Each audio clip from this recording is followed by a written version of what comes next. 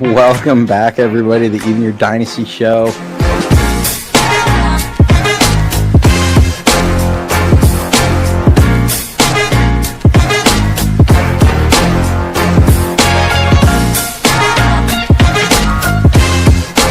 We just got breaking news in.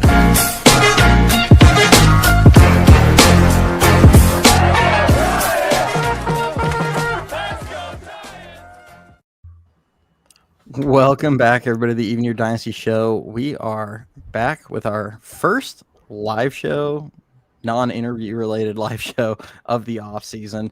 Hopefully, for those of you that tuned in on Monday, you guys enjoyed that with Luis De La Torre.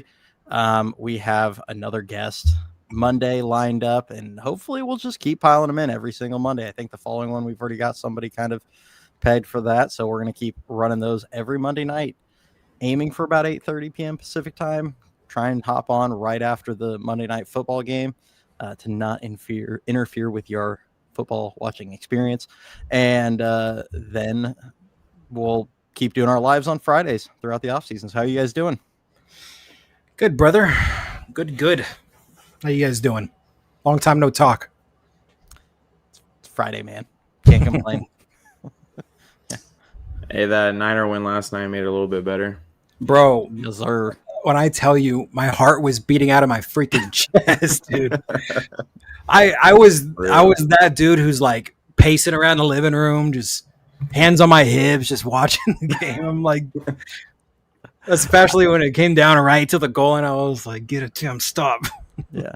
It was funny. Before the game, I had like talked to my wife, and I'm like, I'm not even going to get mad this week. Like, they're going to go probably get trounced by the Rams. I'm just not even going to get mad about this game. And then they race after this lead. And then I'm like, son of a gun, y'all sucked me back in because I'm going to be so mad if we blow this game. 'Tis the season. It very much had the vibe of the second Super Bowl versus the Chiefs. Yeah. Just like it just felt like it was going down that road of a slow, painful death, and then it goes to OT, and it's like, if we're gonna do this, just get it over with. Like, why drag this out as long as possible? Dude, one of my friends was at the game, and he FaceTimes me like right after it ends, and it's just loud as hell in there with Niner fans just going crazy. I was like, oh, this thing's sick. It looked like it was like 3/4 Niner fans in there. Yeah, that's what he said it was. He was like, bro, they're pumping so much crowd noise. I was, yeah, typical. It's ridiculous. What's up, Mark? G. Castillo, Road King, Morcatna. What's going on? Yeah, what's up, everybody? Thanks for hopping in here on a Friday night. Like we said, this is going to be our new normal night for our just regular weekly live shows. Mondays will be interviews. I mean, do you think we should just tell them who we're going to have next week, or we could save it for the end of the show? Doesn't really matter. Let's save it till there's more people. I feel like there's a few that come in late that'll appreciate the news. Cool. All right. That works for me. So today's episode, we are obviously going to touch on the managerial search. This is the first live show we've done since they gave Bomel Das Boot. And I obviously gave a little bit of my thoughts kind of briefly on Tuesday's video, but we're going to really dive in on there. We're going to talk about some of the candidates that have already been kind of announced or brought up. We have an interview. An interview took place today, supposedly, according to Susan Slusser. And then we have two guys that we can already just cross off the list, with Skip Schumacher taking the job in Texas, and the guy he replaced, Bruce Bochy, who Buster Posey just kind of outright came out and said, he could have a role here, but it's not going to be that one. So already kind of put water on that fire, and we'll kind of run through the list. So, Kurt Suzuki, he was the first to interview today. And then other names that have kind of been thrown out there. We don't have any confirmed interviews or anyone confirmed scheduled, but I would like to say, think the writers are kind of throwing out names that they're hearing kind of coming from the org. A few of the other names that we've heard that they expect to receive interviews. Ron Wotus seems to get interviewed every single time. They're kind of expecting that. Mark Hallberg. Those are probably your two internal options that are going to get interviews. I don't really expect either to be favored for this. The other names we've heard, Craig Albernaz, Nick Hunley, those two. Ryan Flaherty, bench coach for the Cubs. I wrote down people. I feel like I'm missing someone. Oh, a couple college coaches. Tony Vitello was listed as a name to watch. He's coaching over at University of Tennessee. And then the University of Vanderbilt's Tim Corbin was the other name I heard get floated out today. So I think those are all the names that I've seen like officially kind of get thrown in there. And Mark DeRosa. His name's gotten floated out by a few. And then there's a few people we'll jump into that we can kind of like speculate on that might make some sense. Did I miss anybody? Did you got Albertaz, right? Yeah. Okay. No, I think you got them all. That's all I had on my list. Yeah. I figure about 10 or so are going to end up with interviews when it's all said and done. That seems to be what they end up doing. It's like 10 to 12 max. Yeah. I think you'll pretty much see one like almost every day for the next week or two. Yeah. That's what I expect. So what do you guys think of the list there? Are there any other names that you guys have out there that you think are guys to watch? I think it's going to come down to one of them, 100%. Like we've discussed on prior shows, like a couple names that I floated out was Skip Schumacher, who obviously signed with Texas. And then like the three of us have been speculating for over a year and a half with Nick Hundley. That kind of seems inevitable. That's my number one right now, and I'm pretty sure it's towards your guys' top of your list as well. But, I mean, I did see the report about Suzuki. I'm fine with it. He was a solid player for, 16 years. Definitely well-respected. He's an assistant manager, assistant coach with Los Angeles right now. So, I mean, he's definitely got a little bit of the experience. And it definitely seems like Buster wants a catcher or a former catcher. I don't know what it is, probably because he was a catcher, but he definitely has a connection there as far as like wanting to get one as far as an interview is concerned and kind of go from there. So that's kind of the norm with a lot of managers, it seems like, always former catchers to an extent. So, it makes sense that they interviewed him. And then, just some of the names that you mentioned, there's been a lot of connections with DeRosa as far as speculation by the media, Hundley, Albertaz, and then the two internals. I really think it's going to come down to one of those five. But all of them kind of make sense to an extent. It's like I've told you guys for months now, it feels like I just want to get a new face in here that's going to set a new culture, bring in his own staff, and really kind of change the culture and just change the overall feel of the team. I just feel like we really need a restart and a reset. We've kind of gone through the motions lately as far as, nostalgia and memory making business. Like I know those kind of got joked around a lot over the last year or two, but it's true. And the only memories that we made and get to be nostalgic about was a mediocre 500 ball club for pretty much like the last 5-6 years, if you calculate everything as a subtotal. So, I just really want a clean slate, fresh start. And like you guys have said, I trust Buster's decision. Smart guy, bright guy. If he's going to interview somebody that he's, familiar with and acquainted with, I'm just going to trust his judgment. Yeah. I kind of look at their current coaching search kind of like when you see NFL teams, they kind of go to one extreme or the other. They go through a period of time where, maybe they really struggled on the offensive side, so they go hardcore for all defensive candidates. I think the Giants are kind of in that realm right now in terms of needing a true like leader of men. Because, coming off of, Kapler, who ran a very loosey-goosey type clubhouse where everybody kind of just did whatever they want. And then you go to Melvin, who's equally as too chill, for lack of a better term, and just not really being fiery enough. I think the Giants need to go hardcore to the other end. And I don't mean like a Will Clark red-ass type coach, but somebody like a Vitello who is going to really inspire and fire up the guys. And I know they're major league players and they make a lot of money and they should be able to motivate themselves. But sometimes you need somebody that's going to come, in the clubhouse when you guys are struggling and have lost 5 games in a row and light a little fire under your ass and just ultimately keep the energy up in the clubhouse. Just like I said, be a leader of men. And that's exactly what Vitello is like. Now, I don't know if they'll actually go to the college ranks, but it is intriguing that, when Drew Gilbert was up and playing in Colorado, that Vitello came and watched him, and then him and Posey were having a conversation at the field.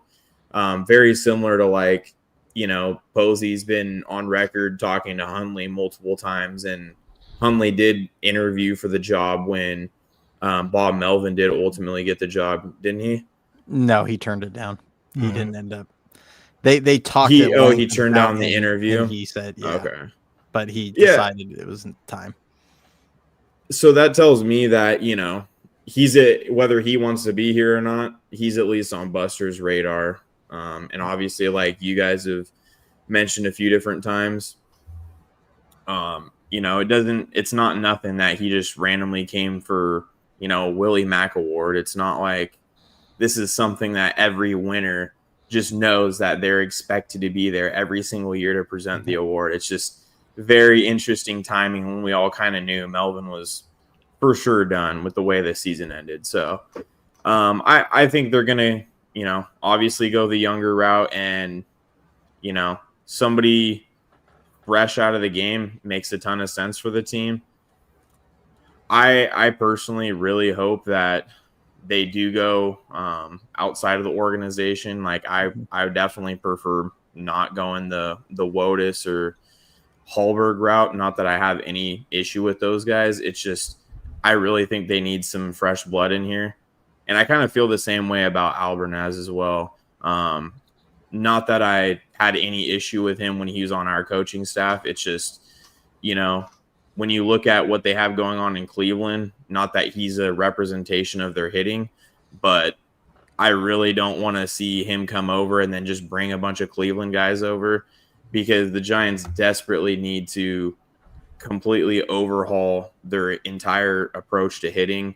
And I just think really need a different mindset coming in, not something that's already been here relatively recent.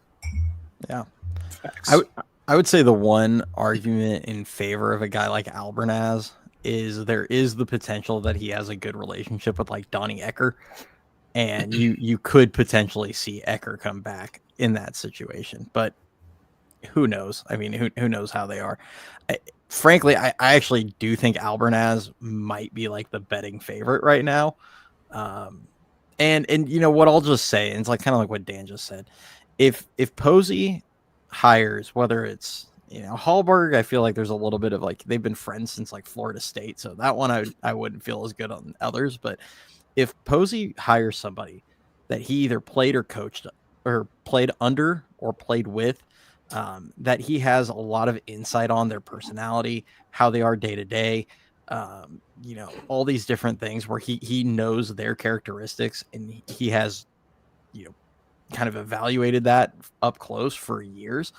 I will just trust his judgment, because I believe he is a good judge of character in that kind of sense. So I think if he does hire one of these guys, that would probably be a ringing endorsement, because with Albernaz, he was under him for I think 2 years. Hundley backed up Posey for 2 years.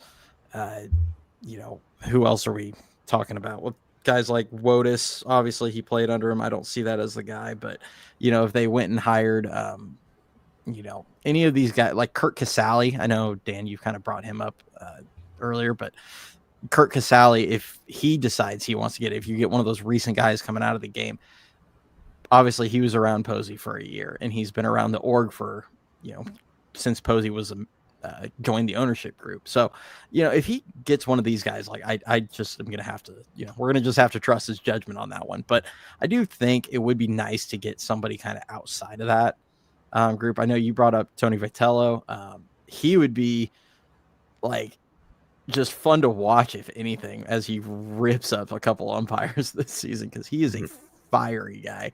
For anybody that's wondering why his players seem to be willing to run through like a brick wall for him, just go spend like 5 minutes on YouTube watching Tony Vitello talk. I mean, he does like motivational speeches and stuff. The guy's like insane, but he also has zero pro experience, which a lot of people are trying to point to Pat Murphy as this like big endorsement to bringing college coaches in. And it's like, Pat Murphy was an MLB bench close or an MLB player, an MLB bench coach, and an MLB interim manager at one point prior to getting that job in Milwaukee. This isn't some guy that never had set foot in a major league stadium in any like professional capacity. Vitello has not. He has no experience at any level in professional ball. So it would be a little bit interesting. I'm not as well versed on Tim Corbin if he has any kind of background there.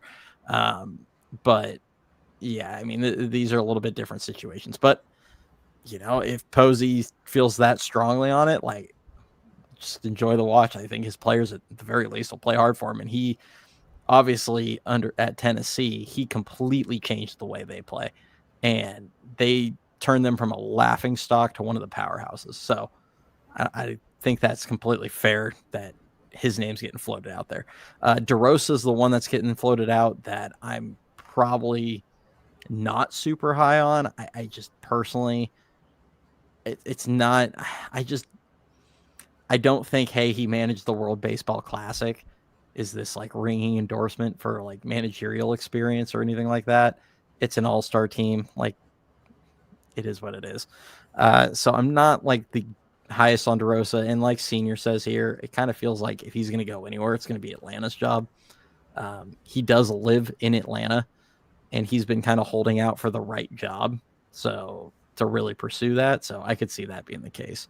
A couple other names that I wrote down as like guys we might end up hearing about. Brewers bench coach Ricky Weeks. He's a guy that I could see getting interview here in a couple weeks whenever the Brewers are out. The other one currently on the Detroit bench would be George Lombard. I brought him up a few times in the past, but he's not a name really getting floated out there, so that also wouldn't shock me if he doesn't get an interview. So yeah, and then kind of piggybacking off of one of your points, it kind of goes hand in hand with what Ricky was saying. You know, if you bring in a guy like Vitello, who's got the fire, who's got the energy, that's a total opposite than the two managers you've had prior. I mean, you had Sleepy Bob, who, yeah, maybe he'll yell from the dugout every couple weeks or so. And then you had Gabe Kapler, who would just text his players if he had to consult with them about something. So getting a guy like Vitello, bringing some fire to a team that's had, you know, lackluster morale prior to this past season, but for the last few years, they were pretty bland and boring. I mean, you'd look at them on the dugout, and they look like they would rather be anywhere else but in the game. So, you know, bringing in a guy like Vitello who might be able to, you know, light a spark on their ass and get the team going, I mean, that could be a plus as well. So there's little things like that you also got to take into consideration with, you know, your managerial search. Not only how are they going to lead the clubhouse behind the scenes, but how are they going to inspire the team and the product that's on the field in the moment in a situation where they need that spark. So that's just something to take into consideration. Yeah, without a doubt. And going back to the DeRosa situation, I don't know how familiar you guys are with him going through the interview process for the Mets, I believe, back in 2017 when he was seriously considering becoming a manager with no prior experience. One of the things that the Mets kind of put out about him and why they didn't go with him and what they just straight up told him was that they didn't feel like he was inspired enough about their current team when they're going through that interview process. So that's just, I don't know, that's almost a little bit of a red flag for me because, you know, while he may be in a different mindset now, having done the WBC stuff, it just kind of makes you wonder what his motivations are. If he's just trying to, you know, like Cody said, land somewhere very safe and easy. Like a lot of people obviously are intrigued by Atlanta because obviously their position player group and, you know, a couple of the arms that they have over there, it's definitely a good landing spot for sure. Not that the Giants isn't, given that the money they're going to have at their disposal to spend. But he's one I kind of would rather see him play out somewhere else first and see how he handles it before taking a chance on a guy like that. Yeah, especially since, Buster's kind of implied he wants to win now. You don't want to bring in a guy like that and just hope it pans out and turns into something in a couple years down the road. Buster's made it clear like he wants to get to the playoffs next season. So again, these are the little things that you got to take into consideration. Yeah. For what it's worth, the Athletic ranked the managerial openings. They did like, here's the 8 that are open currently. And then like they were like 2 more that might. And I think Colorado, and I don't remember what the other one was as a maybe. But they ranked the 8 that are currently available, and they actually ranked the Giants as the most desirable. So they did on MLB Network today as well. Yeah, because I mean, and it makes sense why. I mean, this is a team that has talent. They might have flaws, which I mean, they certainly do. We've seen them for 2 years, but they are definitely not devoid of talent anymore. I mean, they just had Willie hit 30 homers this season. They had what did Devers finish all the year with, like 38 or 35 or something? I think it was 34 with like 107 RBI, something like that. Yeah, I mean, you've got a middle of the order hitter, you've got a run producer that plays a well above average shortstop. You have the number 12 prospect. Yeah, you have like the number 12 prospect that you anticipate playing a huge role. You've got one of the best contracts in baseball with Logan Webb. That will eat up 200 innings every year. And, we can say what we want about his big games and the letdowns we've seen there. But, I mean, at the end of the day, he still produces over the course of 162.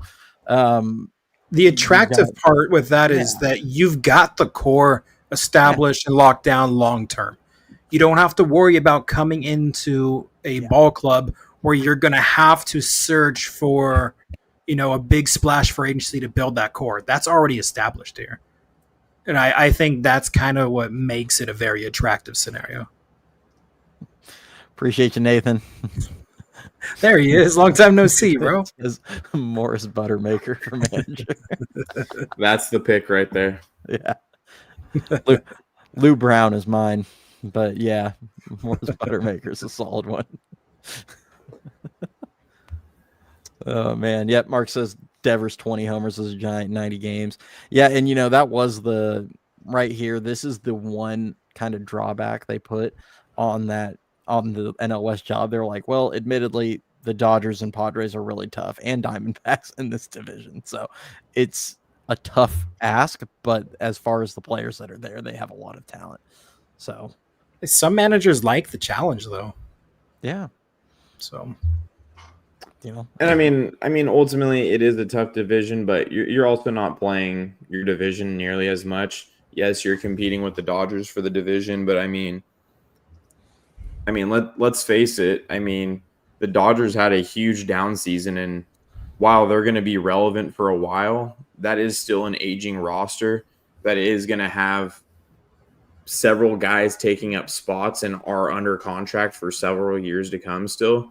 And I mean, ultimately, the division was there for the taking. It's just, the Padres kind of choked at every chance they had to really, lay it on the Dodgers and kind of get a lead on the division and take over.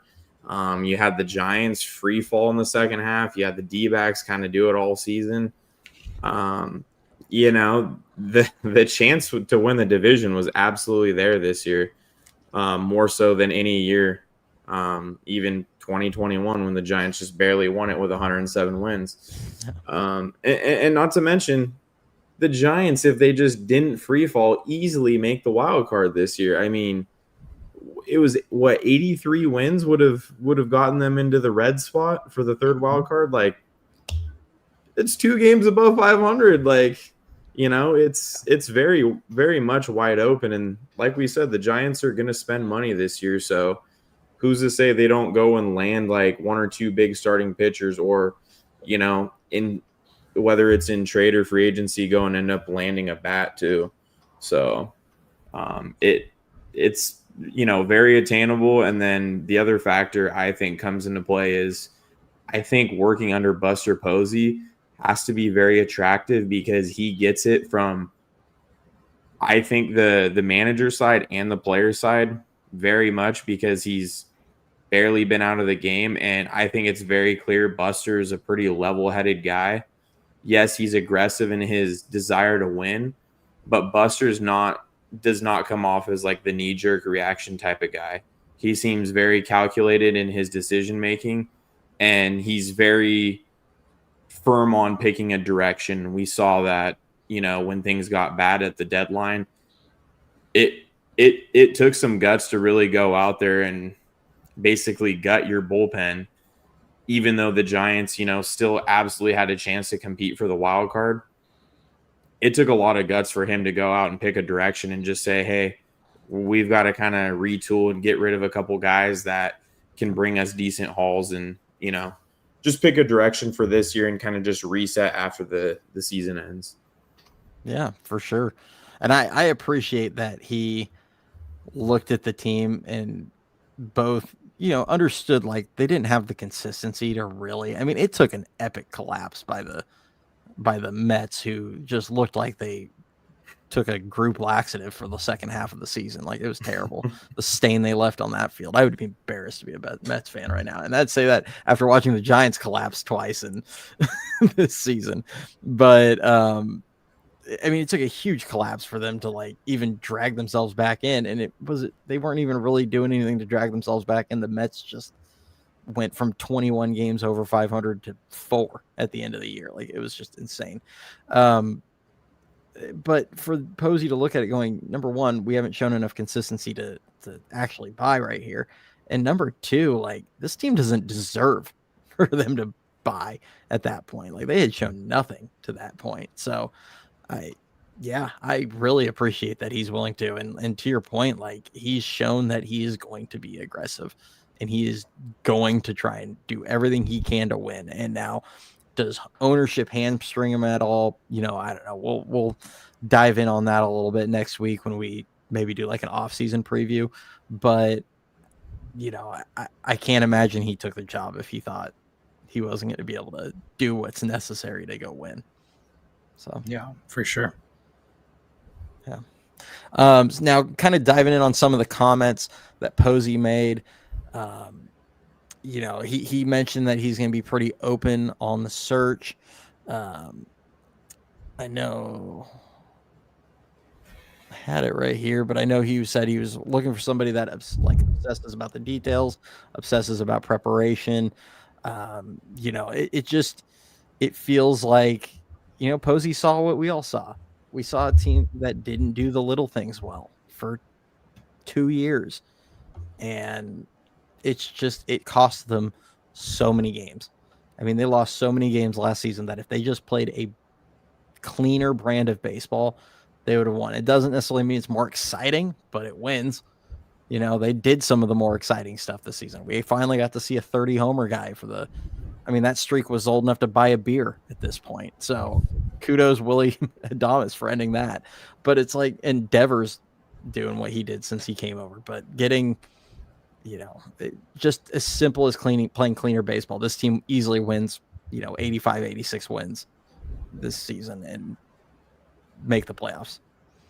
Probably to lose to the Dodgers, but they'd make the playoffs. Yeah, for being real. Yeah, for sure. So, yeah. Guys, if you guys have any topics you want us to touch on tonight, the managerial thing was kind of the main thing for us, but make sure you throw them in the chats. We'll be happy to circle back probably to a few things in a little bit. Yeah, for sure. Rangers want to dump Marcus Semien thoughts. And 3-4 years ago, sure. Yeah. When he signed that deal, that would have been a fun guy to bring in. I don't really want to take on all that money for a guy that's 35 now. Yeah. Yeah. Very, very up and down play too. So it's not really worth it. I mean, that's kind of exactly what the Giants need to avoid. instead of, rewarding guys for past performance, the Giants need to project a little bit more and, look not just as far as this season goes, but look, a few years down the road. Because when you look at the guys they have, the core of their team is more in their prime. The Giants don't have, a bunch of these issues on the roster that are like 2-3 years down the road. Like when they went out and got Evan Longoria and Andrew McCutcheon in the same offseason. The Giants aren't a team like that. They need to stick with guys in their prime and not kind of pigeonhole themselves into these bad contracts. Agreed. Do we know that it was Posey, not Johnson, who fired Melvin? I'm going to circle back to if Posey felt like ownership was going to meddle and he wasn't going to be able to do what he needed to do, or he felt, I can't imagine he takes that job and moves back to the West Coast. And like, I can't picture that. Yeah. So just my opinion. I don't know for sure. I don't know if we'll ever know 100%, but I would like to think that this was definitely a Posey thing. Yep. Let's go through some of these real quick. Nathan, Halloween. That's the ETA. I'm already on it. Halloween ETA for the site. So just stay tuned. No. Jen says, thoughts on a closer? That's a good question. I haven't dug too deep in on like who's a free agent, so I don't really know there. So off the top of my head, not 100% sure what's currently in our system, and I don't know about anybody being ready to necessarily close. I guess your favorite would probably be like Piguero, because I can't envision a world where they run Ryan Walker back out there as the closer. I think we all that experiment needs to end. I think maybe a dark horse would be a guy like Eric Miller. I just can't imagine them bringing someone from AAA and throwing them right in the closer role, though. So, like, I have a hard time picturing guys like Trent Harris or Roxby or any of those guys just coming up and being the closer. So, I think you're going to have to look externally for that. Who's that? Say Slusser dropped an article a few days ago and hinted, or maybe it was her own opinion or whatever, that the team could pursue Tyler Rogers and plug him in as closer next year. I don't know how I feel about that, but that's what she's speculating. I know how I feel about that. I know how you feel about that too. Tyler Rogers is 19 for 40 in his career in save opportunities. That's all I need to say. You need a guy that can strike people out when they want. Aroldis Chapman in the first game of the wild card series is a perfect example of that. What does he do? Single, right off the bat, bases loaded, no outs. And what does he do? He goes on and strikes out two of the next three guys. And I don't know, just watching it myself, I kind of had a feeling that was exactly what was going to happen. You just put so much more pressure on the opposing lineup when you actually can just strike dudes out whenever you want. And Tyler Rogers just can't do that. Yeah. He pitches through too much traffic too consistently. And it's not always hard contact. Like, I get it. Like, he'll give up a 65 mile per hour exit velocity duck snort over the second baseman. And all of a sudden it's like, okay, there's one dude. And then he ends up with a 14 hopper through the left side, and then it's like, all right, now there's runners on first, second, and then teams just small ball him to death. Like, it's just, this has been a problem every time, and maybe one guy barrels him up, but it's like it'll be frustrating. You'll see these soft line drives and these because everyone makes contact on the guy, so it's just it's tough. But he's a great, he's a great setup guy. Road King Rob says, I'd like to get Rogers back there. Yeah, the team could absolutely use Tyler Rogers back and plug him back into the 8th inning where he belongs, where he's been elite for like 5 years. Just let him stay there. Don't use him as the closer. So 8th inning, low leverage situation. Sign me up. Yeah. Helsley and Devin Williams are available in free agency. Yeah, I mean, there's a few options. Like I said, I would have to like really jump in on the relief arms. Dodgers are going to sign both and defer their contracts over 20 years. Tracks.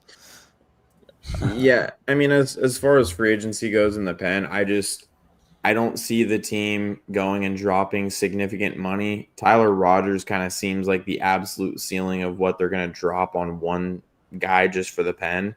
And that's because they already know him and they know he's durable. And you just know what you're going to get out of Rodgers. In the 7th and 8th inning, he's pretty money.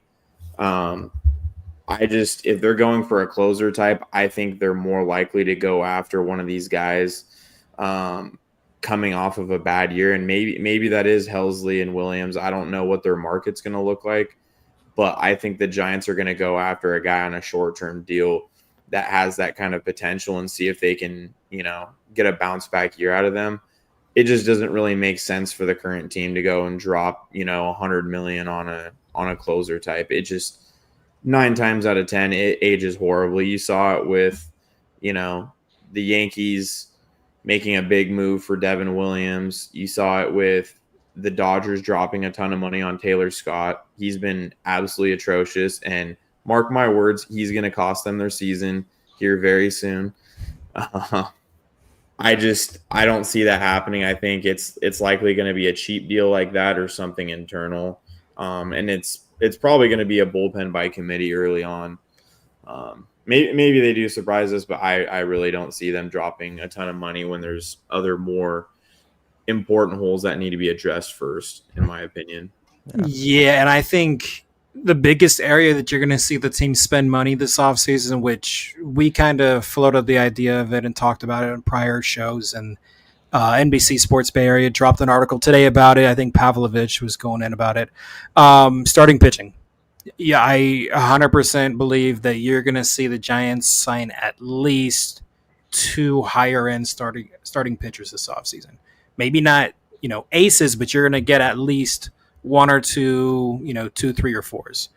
And I think that's really going to be your splashes of the offseason. And then, like Ricky mentioned, maybe you'll bring in a Rodgers on a somewhat of a team-friendly deal to kind of plug in the bullpen because they could use some help. But I don't really anticipate them going crazy with bats either. Some fans really want Kyle Tucker. That is a absolute dream, but I cannot see it happening. Maybe, like we've always said, you might be able to elevate the floor of your bench and your depth a little bit. Maybe you can get, a guy that you can plug into the corner outfield spot. But the biggest area you're going to see, which is obviously a team need, is starting pitching. 1,000%. And there's a couple names. I know Cody's probably going to elaborate on some, but there's a couple names where, that are definitely intriguing pieces that I would definitely like to see for starting pitching. Yeah. Oh yeah, we'll be diving deep on some stuff on a future show probably next week. Future videos. Yeah, next week I think we're going to do an off-season preview, which usually it's less about specific targets, more about where we kind of see the direction. And we'll kind of break down their payroll situation, how much money they probably have to work with, and that kind of thing. Who's a free agent, anybody that we think they might try and resign, yada yada. We'll kind of run through that. I'm just kind of ripping through some of these names, looking at who's a free agent. I think I found our solution. Hunter Strickland is a free agent this season. Dude's still in the league. That's what I said when I saw him last year. No, a name, obviously there's like the Helsleys that was brought up. Fairbanks, that's a club option though. He's probably going to get picked up if I had to guess. Kind of an interesting name. Kopech is there, but an interesting name that I think would be a guy you maybe could watch is Jose Leclerc. Is a free agent. That's a guy that you could see them maybe buy low on. I think he's coming off an injury. I don't know if I'd have to look at what that injury is, but he only threw like 9 innings this season. So if he's healthy, I mean, that's a guy that's got some nasty stuff.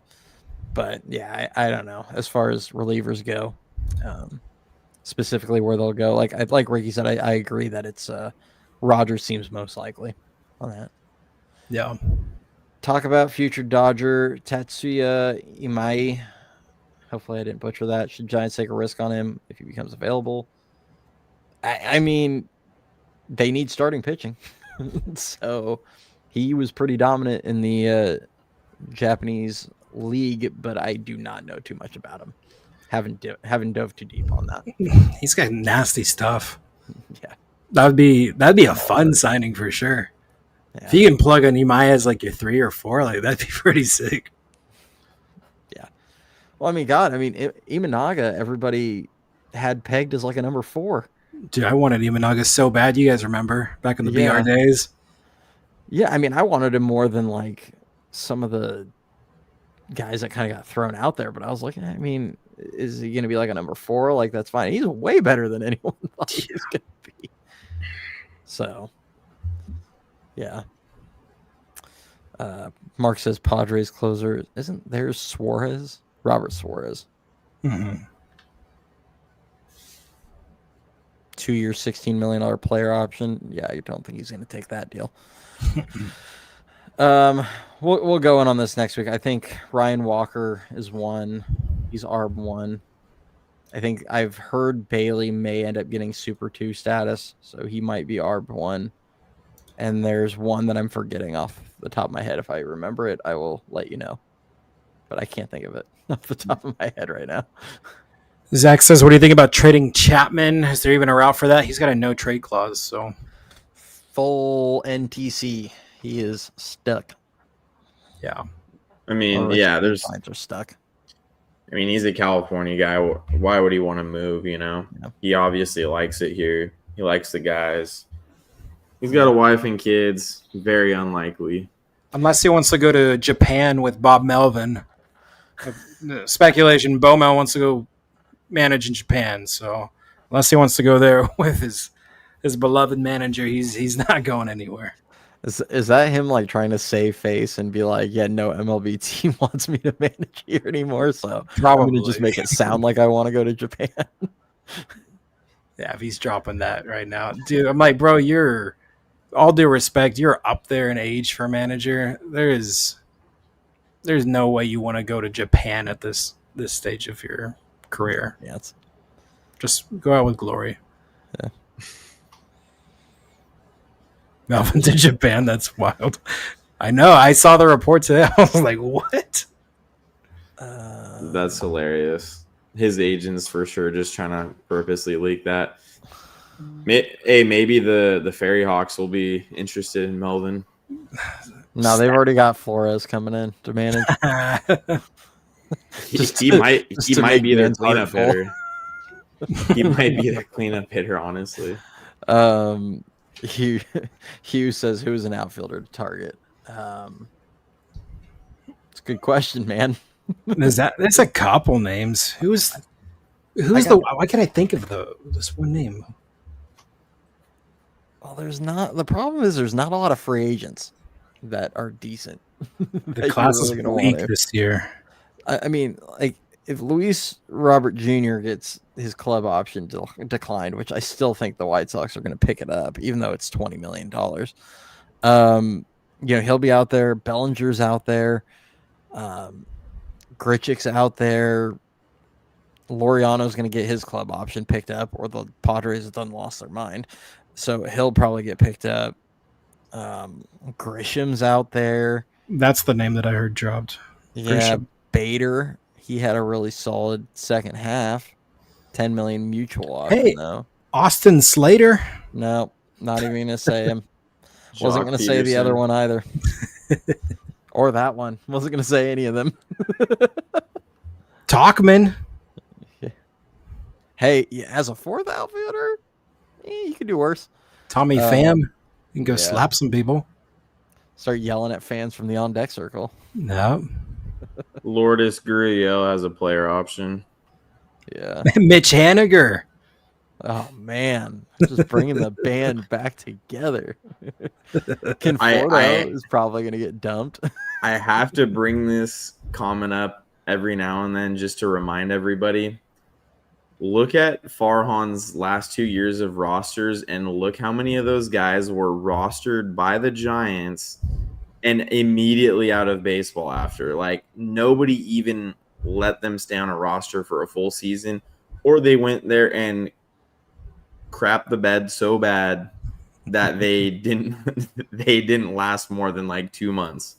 Tells you all you need to know about player evaluation there. Yeah. I think when it comes to right field or outfield in general, And this is part of why I think Ramos is probably safe for this season at least. I don't see them filling 2 outfield spots. I think outfield and second base and any of the other positions that they could potentially look to upgrade, I think it's going to have to be via trade. Yeah. I don't see really anything out there on the free agent market that's really worth spending any kind of, because you're going to end up overpaying more than likely. Maybe you get one of these guys in on a cheap deal and they're just plug them in as a 5th outfielder, because I think I like Gilbert as a 4th outfielder personally. But I don't see a situation where they're spending any kind of money on this. I think, as we mentioned earlier, if they're going to spend a good amount of money in free agency, it's going to be on pitching. So I think I actually have a really fun one I just found. Who? Willie Adames' best friend Jesse Winker is available. I saw him too in the designated hitter list. It's like, this guy. I don't remember him being a horrible defensive outfielder, but he was injured all last year, and he's going to be, I think, 33 next season. So that's a little bit shaky, especially if you're going to have to put that guy in right field. Yeah. So. All right, Rob says, if we need an upgrade at second, do you think they'd trade Schmidt? Okay, so I don't think we need an upgrade at second base. I think Casey is a competent second baseman and showed enough this season that I'd feel comfortable with him as a second baseman going into next season. That said, they are limited on where they can realistically upgrade, so second might just have to be it if that's what they can get. A guy like Brendan Donovan that we've floated out there a few times. But if they do, I'd 100% expect them to put Schmidt in some kind of deal, unless they're going to make him the utility guy again, which he did well last season at. So, but I would expect them to capitalize on his value and trade him somewhere if they did that. Another name I was just looking up too, Ramon Laureano makes a ton of sense, because I know there were reports of a little bit of interest in him before they really shot themselves in the foot before the trade deadline. And he's a guy you'd get for very cheap on a 1-year deal. He's like 32, but he's still playing good defense, and we all know what his arm looks like. So yeah, he's on a club option though, is the problem, for only like 6.5. Like, I brought him up, but I just don't think he's going to hit free agency. I think the Padres pick him up easily, unless they've got some continued financial issues where they're just dump payroll again, which with them is possible. Have you guys seen the class for 26? I have not looked at 26 yet. Dude, it's pretty stacked, not going to lie.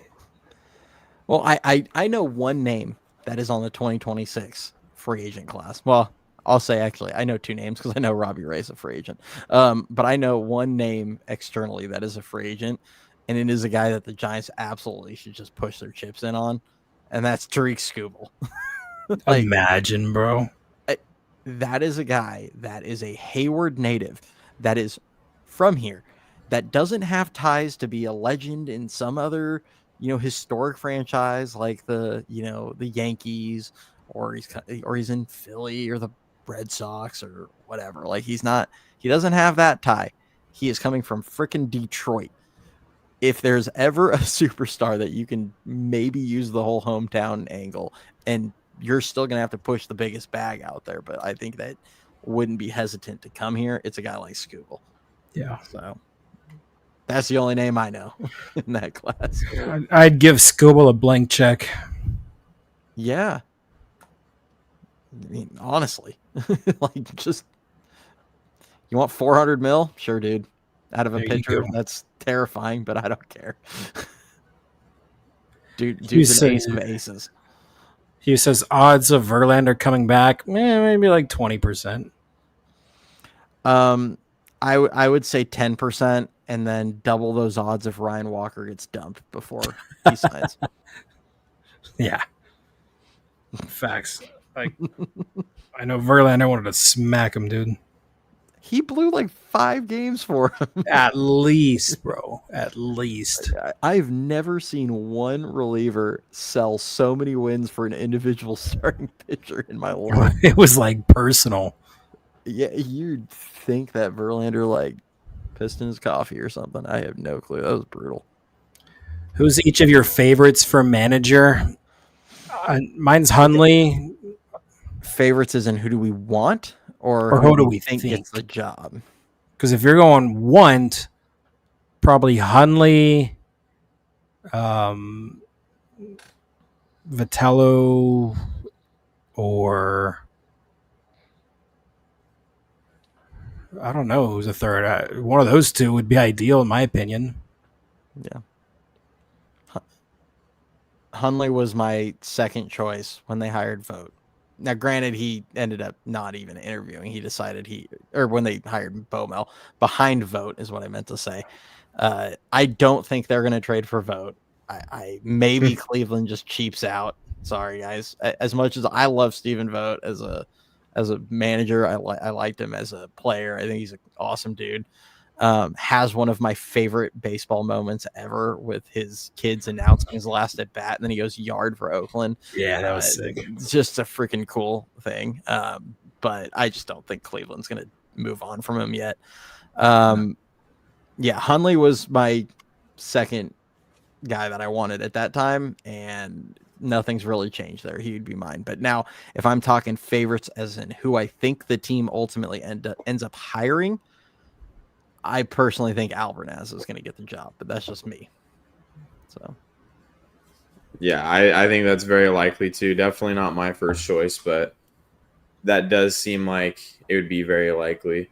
I still really wonder, because of the last time, and it was only 2 years ago, if Hundley is very seriously actually considering, taking a job like that. Because, I mean, I feel like he would have probably the highest likelihood of getting the job if he was like truly very interested in it. Yeah, and supposedly, I guess the rationale last time was he just decided it wasn't the right time for him, like with his family. So, and I don't know how old his kids are. Life circumstances change in a couple of years, so I mean, who knows where he's at now? Might be more willing to. Jenny says Kai Correa. I mean, again, I'm going to add Correa, and we all made fun of him for being mini Kapler or Kapler's twin. I'm going to say the same thing I said in one of the group chats today was, if Posey, again, I'm going to trust his judge of character and a guy's work ethic and all this stuff. So if Posey feels like he's the best guy for the job, then obviously playing under him or being around him, he saw something that he really likes. But I swear to God, if Kai Correa so much as does one burger review or gets a hand tattoo, I might lose it. Kai Correa can even manage his own wardrobe. Makes you think he can manage his own team. Swear every day it'd be like, okay, he got the same glasses as Kapler. And then a week later, okay, he cut his sleeves the same way as Kapler. And then 2 weeks later, okay, he lined up his beard the exact same way as Kapler. Okay, he's got that's what first one I said. All right, he's got the same pose as Kapler. I was like, what is this dude doing? It's pissing me off. I was gonna say he's gonna show up first interview, and it's gonna have WWGD on his hand tattoo. It's gonna be, what would Gabe do? Gosh. His introductory presser as new Giants manager, he's given the whole "just walk faster" speech. If he did it like satirically, I would actually my opinion on him would just for sure. I'd be like, this guy's amazing. I still can't believe that was a real quote where he was, if you want to get somewhere faster or quicker, just walk faster. I'm like, dude, you're such a tool, bro. Not even just a quote. It was a full-on video posted on his Instagram. It was so bad, dude. Just one of the funniest things I've ever seen. It was even worse. Like, he was talking about how he walks everywhere, and he goes and Googles an address and sees how long the distance is, and he's explaining how he's motivated by getting there quicker. by just walking faster and all that. It's like, dude, just stop. Like, what are you doing? I'll for sure bully him, Jenny. Confucius say, walk faster. Oh, man. He's going to show up to the interviews with Gabe, giving him a piggyback ride into the building. And you know what? One thing I'll say about Kai, like the defense when he was here, like really good. He did a lot of good work with players. Like he got a lot of credit for helping Tyro, for helping JD Davis, for helping a number of guys. But man, I would be not enthused about that as a manager. Really would not. So he can come back in some kind of assistant role. I don't care, but. Yeah, it's like I told you guys earlier. I just want a clean slate, bro. Just, top to bottom, philosophy, culture, hitting coaches, defensive, just lineup organization. Just give me a clean slate. That's what I want. Yeah, and honestly, I'm a lot more concerned with what the overall staff looks like than I am honestly who the manager is, because we haven't really got too much into it yet, but they relieved Matt Williams of his duties right away almost, and then Christensen, the bench coach. So those two openings are there. But we haven't heard anything as far as the other coaches on the staff goes, and they've pretty much just said they're gonna kind of almost chicken out and like leave it up to the new manager that comes in on deciding their staff. And I don't know. I'm just very, very curious to see what ends up happening, because I'm going to have a very hard time getting motivated by Pat Burrell returning as hitting coach. Like, I just completely, like I said before, want that whole staff overhauled, start with a clean slate, because it was atrocious on all ends. You graded that coaching staff top to bottom, like other than probably JP Martinez, it's really hard for me to really defend any coach, because it was just atrocious on, fundamental baseball, the defense, the hitting approach, the just overall production from the hitters, Bomel just seemingly being just about as flat as could be as a coach. I just want them to completely get rid of that. And then also, like I said, stay away from the Kapler staff as much as possible. Yeah, like the whole thing with the Kapler staff thing, I felt like Kapler was 99% of the problem. I didn't even care about the staff. The staff was a good staff. Kapler was just a weirdo. Like, the guy was just insane. So I don't know. Like, I have mixed feelings on those guys. I've listened to a few Albernaz interviews, like not like post game or anything, not the kind of the BS stuff, more like comes on a show like this where he just talks shop with guys. Dude's a freaking smart guy. Like, it's very clear that he knows crap. So it's like, I don't know, like I'd be fine with someone like that, but Kapler was just a weirdo. I just can't with that. And then as far as hitting coaches go, or the coaching staff, I agree. Like, I if you're gonna keep Burl and these hitting coaches around, they sure as hell better hit next season, because if they don't, I mean, this fan base is going to absolutely and justifiably lose their shit. So, like, you better be right if you're gonna keep those guys around another season. And I just don't think anybody is gonna be happy to see them stay. So they hopefully just move on from that front. Only other name I'm going to throw out there, Ricky mentioned JP Martinez. I agree on that one.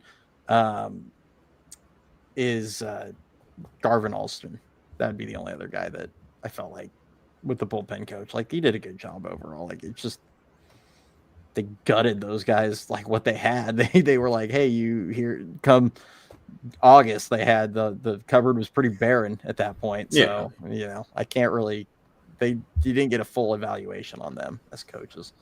So, yeah. Exactly. And like I said, I'm not even necessarily referring to Albernaz as much for, potentially the manager position. It's more so the others, because he may be able to lead men and, be good in that regard, but, he's not going to have nearly as much involvement as far as, the hitting approach goes in their game plan each day. So that's more where I'm coming from. And that's where my concern is. And, when you look at Zach Manassian's comments after, Bob Melvin was relieved of his duties, he pretty much said, like, hey, we look at this team and there's a lot more there than, what we saw on the field this year. So he basically said as much as we truly believe the talent is there and this is on the coaches. So for me, it's pretty hard to look at those comments and say, okay, we can defend Burrell coming back, even though the hitting was like honestly the biggest problem, because we know the pitching carried the team for the first half of the season up until really around the trade deadline. And then when that fell apart, the whole team fell apart because you could only get one guy going at a time. And that's just no way to have sustainable hitting. Yeah, for sure. And I think that's why, you and I have talked about it, Dan's talked about it, where part of it is going to just be as simple as like raising the floor a little bit, getting a couple guys that make contact more consistently, hit for a bit higher averages. Something as simple as getting maybe like a Jesus Rodriguez up here as the backup catcher, where he's going to get 50 starts a season, like maybe as a, against lefties, like he hits a little bit better than what we've gotten production wise out of previous guys. It's just a few little things that they could do to raise that floor.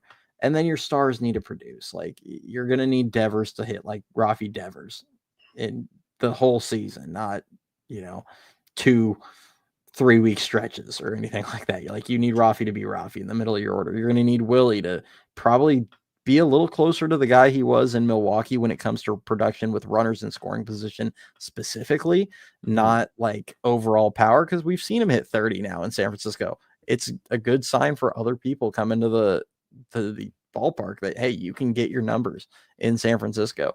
But, his career, he's been like a, 258, I think, hitter with runners in scoring position. It dipped down to like 220 this season. You want to see a little more out of him there.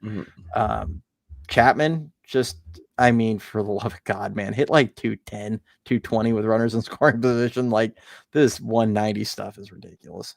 But if he's healthy all year, you'll probably get nearly 30 out of him.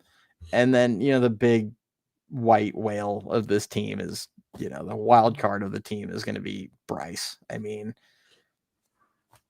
if Bryce struggles, they might struggle a little bit as far as like taking a step forward offensively. Maybe they get a little bit better, but if he takes off like that could change everything with their offense. So. Yeah, I mean, I ultimately, just based on Manassian's comments, it really feels like they're gonna bring in a veteran.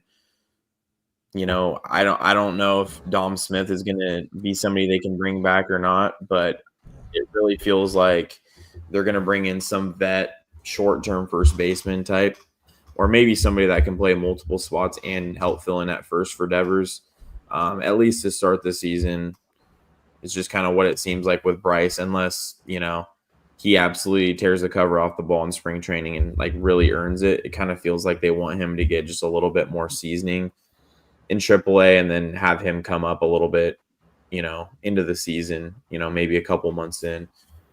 So, I mean, we'll see. He's really going to have to earn it because obviously, in a very short sample size, they didn't really get to see much out of him. So I feel like it's really going to come down to that at that spot, at least. Yeah. I mean, ultimately, I don't think the comments really meant anything, just in the sense that he said exactly what I expect. Like, they're not going to just hand him the job, which I think we all, I mean, even if they're going to hand him the job, like, you don't come out and say that at the end of the previous season.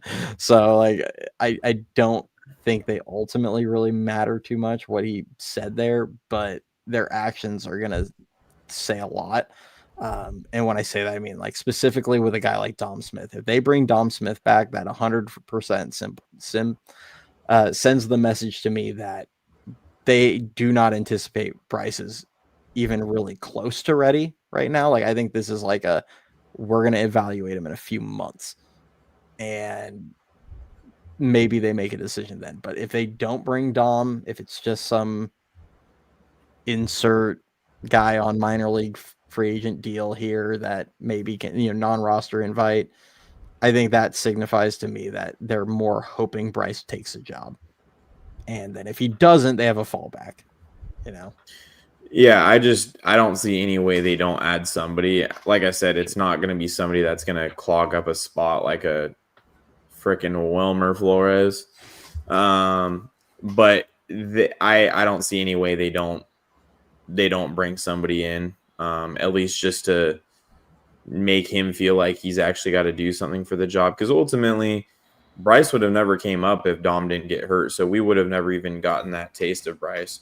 Or maybe they would have had him just come up and sit the bench for the last week or something. But ultimately, we would have never really seen him play as much as we did if it weren't for that. So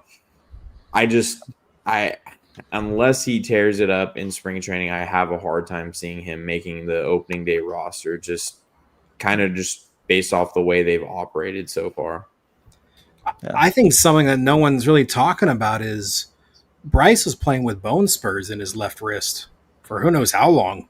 He just had surgery once the season ended. He's 6 to 8 week recovery time for that. So, I mean, I try to take that into consideration as well when people bring up, he was 3 for 28. It's like, one, he's 20 years old. 2, he's gone through every single level in the minor leagues over the past year. And 3, obvious nerves. 4, he's got bone spurs in his wrist, and he was still making hard contact. And bone spurs they're not fun; they hurt. So he was still hitting the ball hard. So I try to take it with a grain of salt. He got some necessary playing time and experience, and if he lights it up in spring, I think there's a legitimate case to be made for him opening day. Yeah, the 3 for 28. It's about how much I care. Like I don't. I wanted to care. I wanted to look at what it looked like when he was out there, and he had good at bats. He got hosed constantly with the strike zone, but he still produced quality at bats as far as not chasing a bunch, swinging at good pitches. He just wasn't hitting them this time, and it is what it is. I feel like he'd settle in. And just a reminder that Buster Posey went 2 for 19 when he got his opportunity the first time at the end of when he made his debut in 2009. So you just never know. I mean, it is an incredibly small sample size, and I like that we got to see some good things out of him. We got to see some good defense out of him. We got to see him hit a few balls hard. Wish we would have gotten to see the first home run. Unfortunately, he played in Arizona that first series where he hit a couple, 406 feet or whatever it was. So just, overall, he didn't look overmatched, and I think that was the big thing for me. Yeah. Yeah, and Buster was 2 years older, too, when he came up. Yeah. Versus Bryce. Bryce is a high school kid. If he was in college, he would still be probably playing another year or two of college ball at this point before he'd even hit rookie ball or low A San Jose. So there's that. And then Caglione, the phenom for the Royals, he's kind of somebody that Bryce has been compared to because they've both skyrocketed through the minors, even though Caglione was a college kid. They're both big time power hitters that just dominated the minors. And you look at what he did when he came up, he played for half the season with the Royals this year.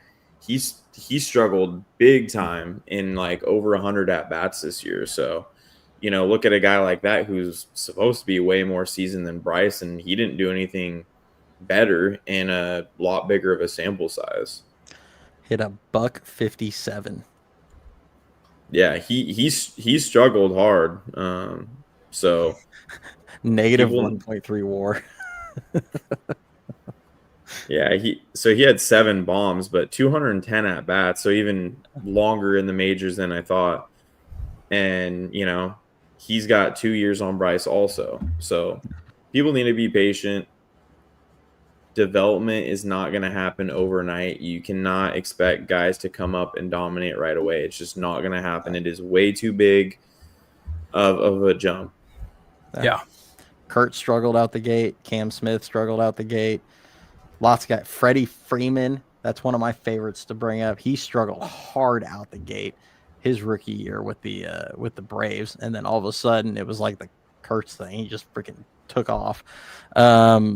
Yeah, you don't know. These guys don't all start off hot. Like, that's part of the game. You got to take their lumps a little bit and go from there. A couple question. I've never related so hard to a post or a comment that anybody has ever put in here. Yes, G, I agree. I'll 100% with this.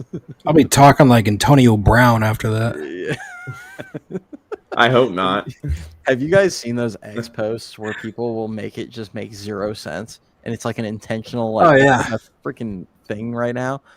That is going to be how we'll be talking on our shows next season. Just ridiculous. I cannot do another year. That is all I need to know about our next manager. If Matt Chapman is hitting cleanup, I'm going to be putting the fire this guy stuff immediately. Opening day, that will be the post.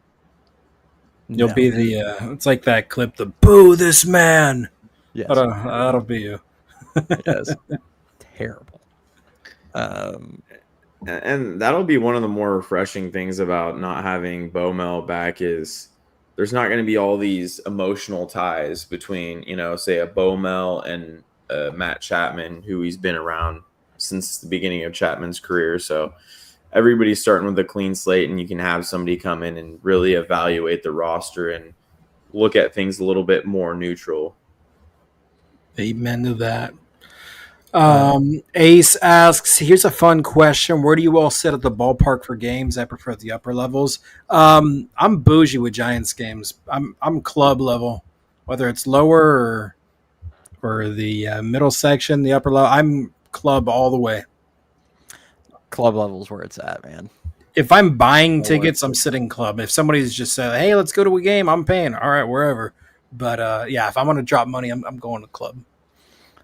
I have done I've sat like all over the yard at games. Like I was lower level staring down the third baseline when Bonds hit 756. I've been on the arcade, I've been down the right field line, left field line, club level, upper deck, bleachers. Like I've been all over. I got to watch, I was lucky enough to see Bumgarner pitch when I was like 5 rows behind home plate at one point, or 20, I don't know, something like that.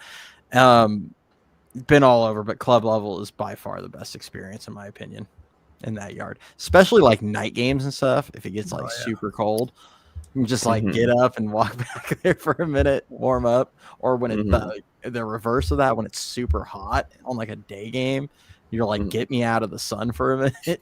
That's what the three of us did. Oh, dude, we were roasting that game. It was like 90 degrees in San Francisco. We were cooking. You and your dad had the hoodies on. I was like, you guys are insane.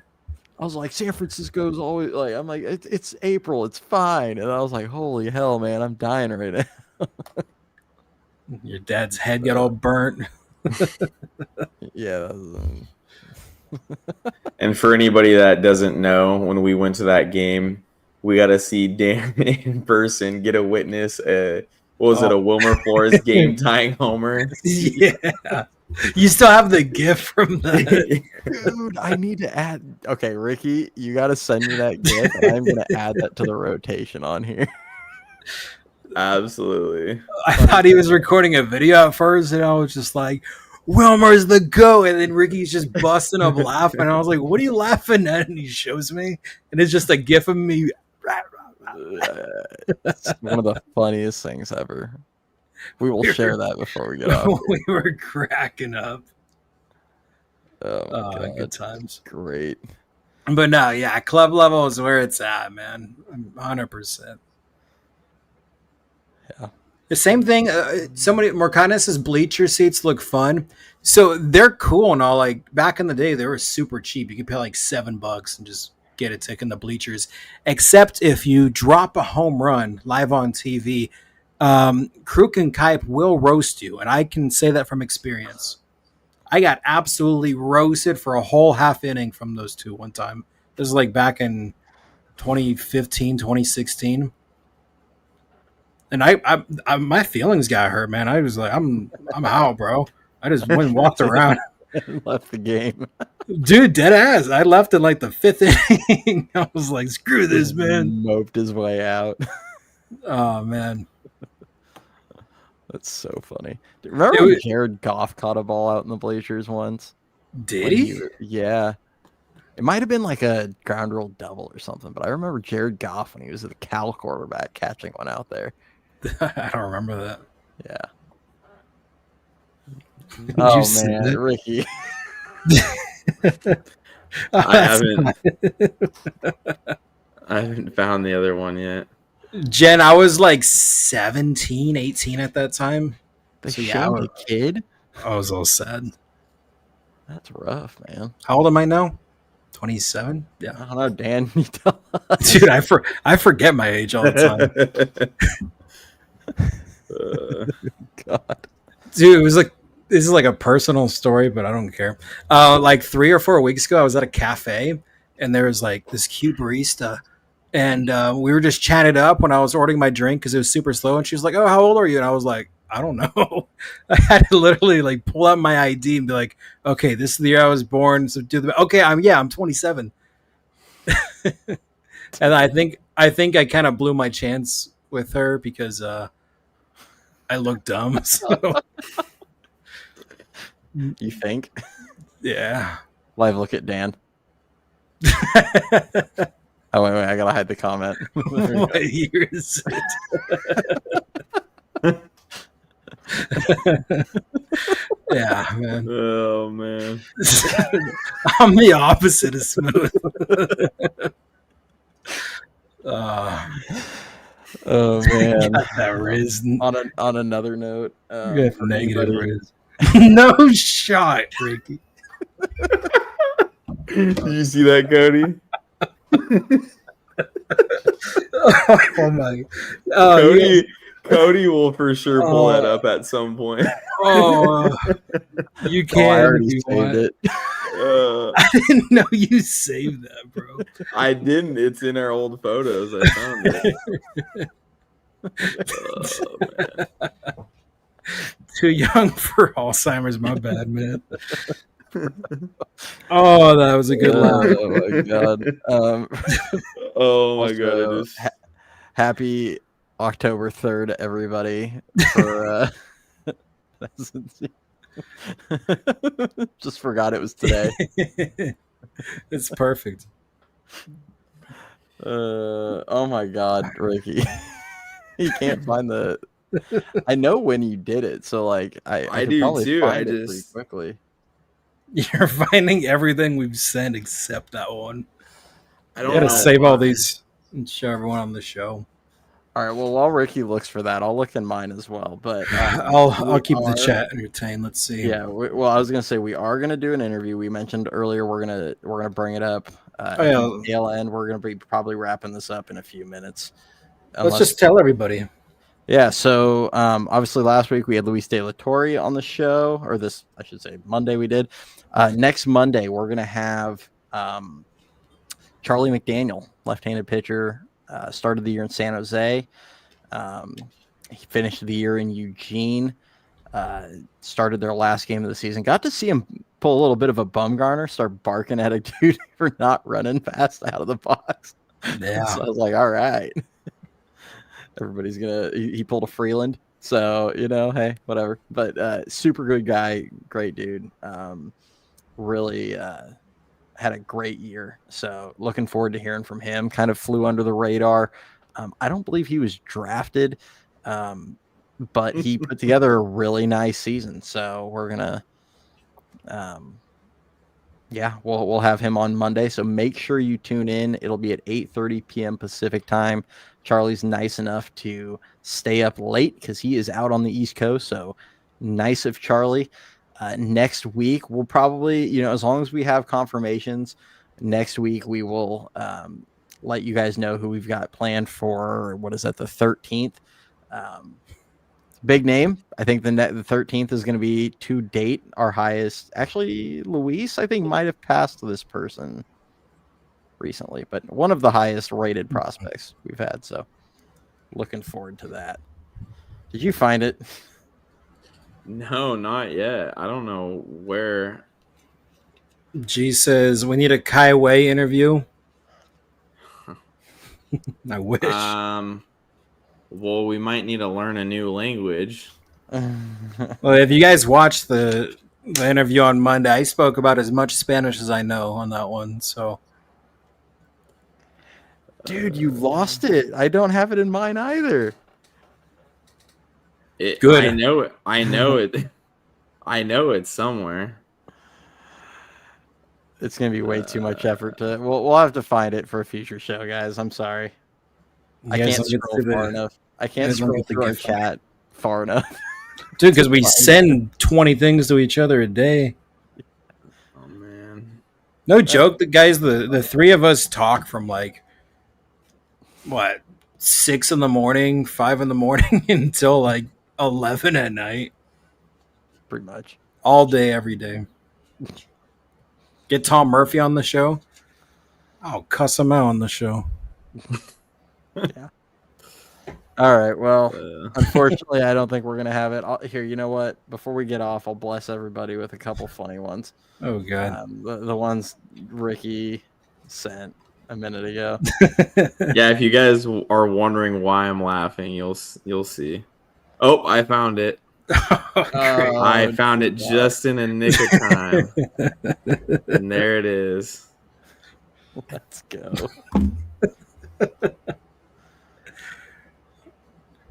Oh God! All right, everybody, give me a second here. Watch, there's gonna be like a regular viewer that pops up, and they're gonna be like, "What the hell is this show? What am I looking at right now?" Anyone else not convinced Tom Murphy is a real person anymore? Right. Get Papirski on the show. Hey, we had somebody apparently reach out to us about jumping on the show, and he spent about as much time here as Papirski. So. You're not wrong. Did you send it? Yes. Oh, it's taking its sweet time. Yeah, I'll pull the other stuff up. You can't rush perfection, bro. It's true. What's the last one you got? Because there's a few things that are sending that I found. I got the 3 that you had. I see the one. It's the last one. So you're waiting on 2 more. Oh God. Was one of them coughing? What are the other ones? Oh, the coughing one? Yeah, that was great. You'll out see. Here doing this with pneumonia. All right, everybody, here you go. Here's at least a few of them. Hopefully these other ones come in before. I have no clue what order these are going to be in.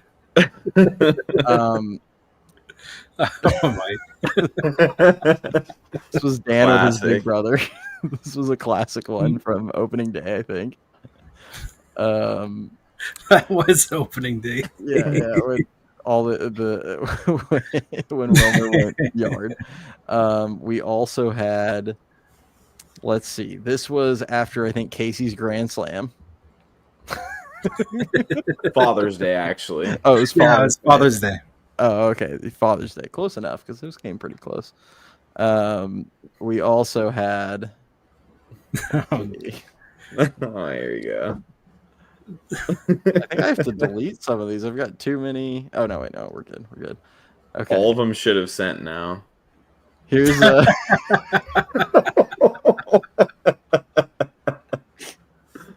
Oh, man. Yeah, I'm not bringing the coughing on. Sorry. Bro, that was like 2009, maybe 20. Yeah, 2009, I think. Damn. I was 12 years old there. You did send the one of me coughing. Straight thugging, bro. Look at that. Look, I had the extra large shirt under the jersey. The sleeves are all popping out. Yeah. Hilarious. I don't know why I had a road jersey. Yeah. I like those road jerseys, though. Yeah, they're good. They're good ones. Straight thugging with my iPhone 3. Yeah. that what that is? Yeah. I think it was an Looks like iPod a- Touch. It looks like a 3 or a 4. All right, here we It go. looks like you want Chapman hitting cleanup. I don't know. He might have broken that phone if he had to watch Chapman hitting cleanup at that time. Oh man! All right, here you go, everybody. This is the last one. Is it the GIF?